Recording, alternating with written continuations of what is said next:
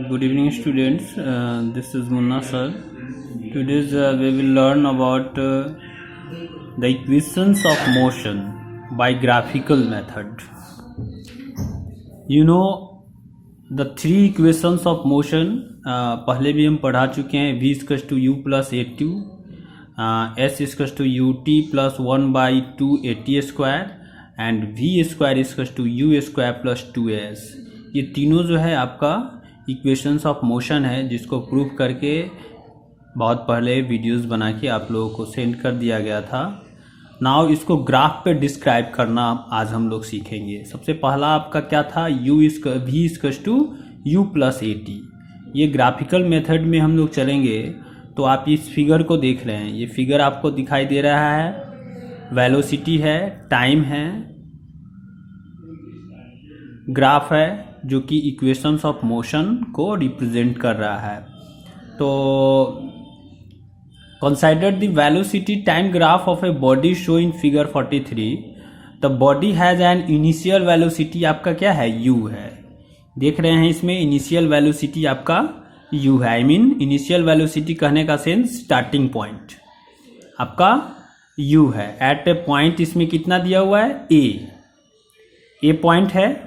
ए point आपका initial velocity है and then it's velocity change हो रहा है ए यूनिफॉर्म रेट में. ए से जैसे जैसे लकीर आई मीन लाइन आगे की तरफ बढ़ रहा है बी की तरफ, उसका वेलोसिटी चेंज हो रहा है. लेकिन ये चेंज होने का रेट कौन सा है, यूनिफॉर्म है, A to B in time T में. तो इन अदर वर्ड्स, दूसरे शब्दों में आप कह सकते हैं there is a uniform acceleration a from capital A to B and after time T it's final velocity क्या हो जाएगा, बिकम्स v, जो कि आपको किस चीज को रिप्रेजेंट कर रहा है इस ग्राफ में, BC को रिप्रेजेंट कर रहा है. आप देख रहे हैं फिगर BC को रिप्रेजेंट कर रहा है इसमें इन द ग्राफ में. And the time t is represented by OC को टाइम t रिप्रेजेंट कर रहा है. आप देख रहे हैं OC को टाइम t रिप्रेजेंट कर रहा है. टू कंप्लीट द फिगर तो वी ड्रॉ द परपेंडिकुलर बनाएंगे CB. फ्रॉम पॉइंट C से एक परपेंडिकुलर बना हुआ है CB, आप देख रहे हैं. एंड ड्रॉ AD बनाएंगे पैरेलल OC का. AD पैरेलल बना देंगे OC का. फिगर में आप देख रहे हैं AD पैरेलल है OC का.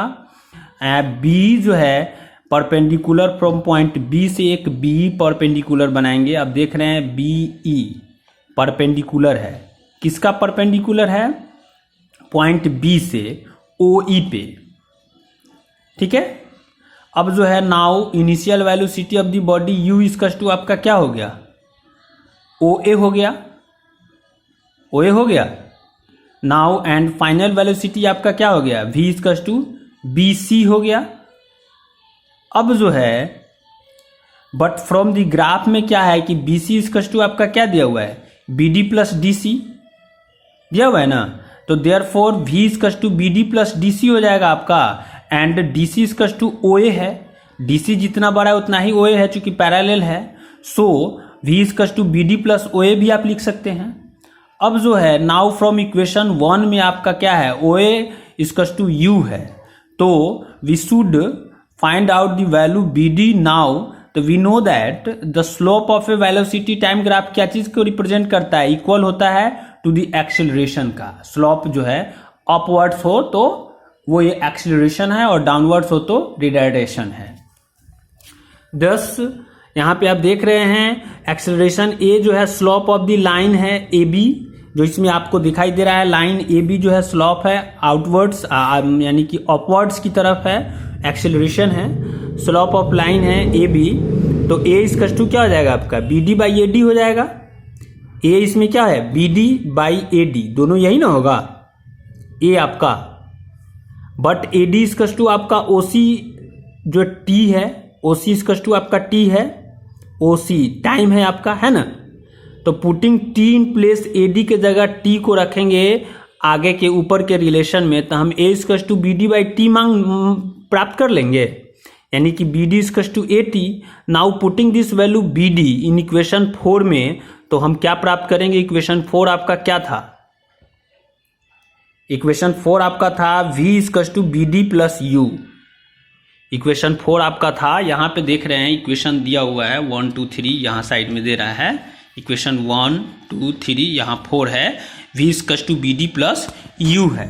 तो हम इक्वेशन 4 में जो है तो हमें प्राप्त होगा v equals to A T plus U, और this equation can be rearrange करेंगे तो आपको क्या समझ में आया, v equals to U plus A T. v equals to A T plus U प्राप्त हुआ ना, तो इसको रीअरेंज कर लिए तो v equals to U plus A T जो आपका रिप्रेजेंट हो गया ग्राफ के अनुसार, ये प्रूव हो गया। And this is the first equation of motion है, it has been derived here by the graphical method से आपको यहाँ समझाया गया है।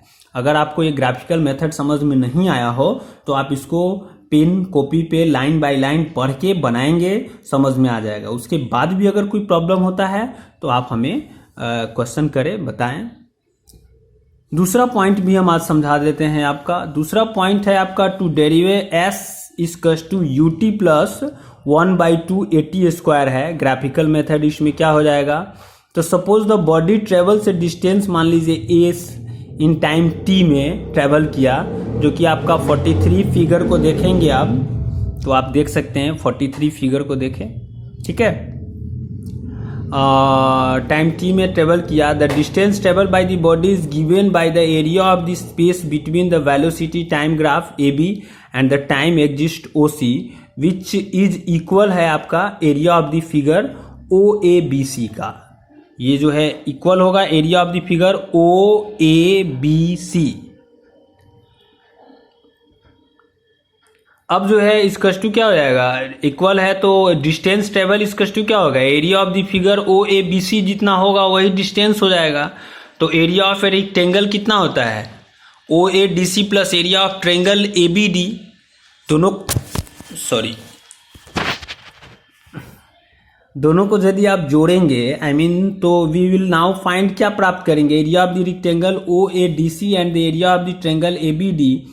चूंकि एक नंबर में क्या हो जाएगा, area of rectangle O A D C equal to O A into O C, जो फिगर आपका 43 से प्रूव हो रहा है, यानी कि क्या हो जाएगा, u इंटू टी हो जाएगा। ओ ए आपका u है, ओ सी आपका t है, यानी कि यू टी हो गया। अब जो है एरिया ऑफ ट्रेंगल क्या होता है, A B D 1/2 into area of rectangle होता है ना फॉर्मूला, तो यहाँ पे आपको क्या हो जाएगा 1/2 into A D into B D हो जाएगा। तो 1/2 into T into A T हो गया, क्योंकि ए डी का वैल्यू टी है और बी डी का वैल्यू ए टी है, तो यहाँ पे 1/2 ए टी स्क्वायर हो गया। इक्वेशन 6, इक्वेशन 5 था इससे पहले। अब जो है डिस्टेंस ट्रेवल एस जो है area of rectangle O A D C plus area of triangle है, तो यहाँ पे S equal to U two plus U T आपका है area of rectangle, plus triangle का क्या आया था 1/2 ए टी स्क्वायर, तो 1/2 ए टी स्क्वायर हो गया। यानी this is the second equation of motion, it has been derived here the graphical methods prove हो गया। थर्ड कल ज़्यादा बताएंगे तो समझ में नहीं आएगा, इस दोनों को ही ढंग से प्रैक्टिस करें।